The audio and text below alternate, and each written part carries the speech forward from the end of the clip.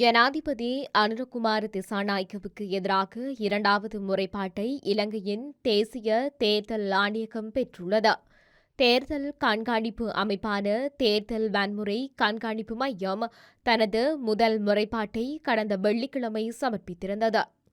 2025 March 29ஆம் திகதி திஸ்ஸமகாராமவிலும் March 31ஆம் திகதி புத்தளத்திலும் ஜனாதிபதி திசாநாயக்க ஆற்றிய உரைகளை CMEB என்ற தேர்தல் வன்முறை கண்காணிப்பு மையம் மேற்கோள் காட்டியுள்ளது. இதனை அடுத்து ஏப்ரல் 10ஆம் திகதி கண்டியிலும், ஏப்ரல் 11ஆம் திகதி அக்கரைப்பற்று மற்றும் சம்பாந்துறையிலும், ஏப்ரல் 12ஆம் திகதி கந்தளாய் மற்றும் மட்டக்களப்பிலும், ஏப்ரல் 17ஆம் திகதி மன்னாரிலும் ஆற்றிய உரைகளும் இந்த முறைப்பாட்டில் சுட்டிக்காட்டப்பட்டுள்ளன.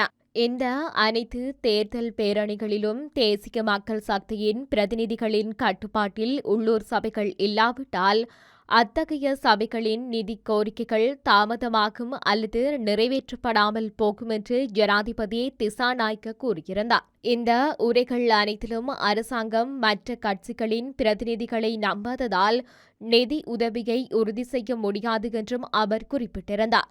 இந்த நிலையில் உள்ளூர் அதிகார சபை தேர்தல் கட்டளை சட்டத்தின்படி கடுமையான மற்றும் தெளிவான மீறலாக இது கருதப்படுவதாக தேர்தல் வன்முறை கண்காணிப்பு மையத்தின் தலைமை நடவடிக்கை அதிகாரி அர்ஜுன பராக்கிரம கூறியுள்ளார். ஜனாதிபதியின் இந்த கருத்துக்கள் காரணமாக தாம் இரண்டாவது முறையாகவும் முறைப்பாட்டை சமர்ப்பித்துள்ளதாக பராக்கிரம குறிப்பிட்டுள்ளார். இந்த மீறல்கள் சுதந்திரமான மற்றும் நியாயமான உள்ளூராட்சி மன்ற தேர்தலை நடத்துவதை எதிர்மறையாக பாதிக்கும்.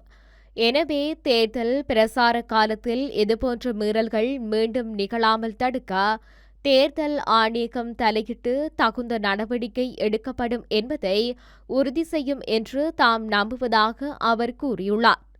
இதற்கிடையில் இந்த முறைப்பாடுகள் தொடர்பில் ஏப்ரல் 21ஆம் திகதியன்று நடைபெறும் தமது ஆணையகத்தின் பொதுக்கூட்டத்தில் உரிய தீர்மானம் எடுக்கப்படும் என்றும் தேர்தல்கள் ஆணையாளர் சமன் ஸ்ரீ ரட்நாயக்க தெரிவித்துள்ளார்.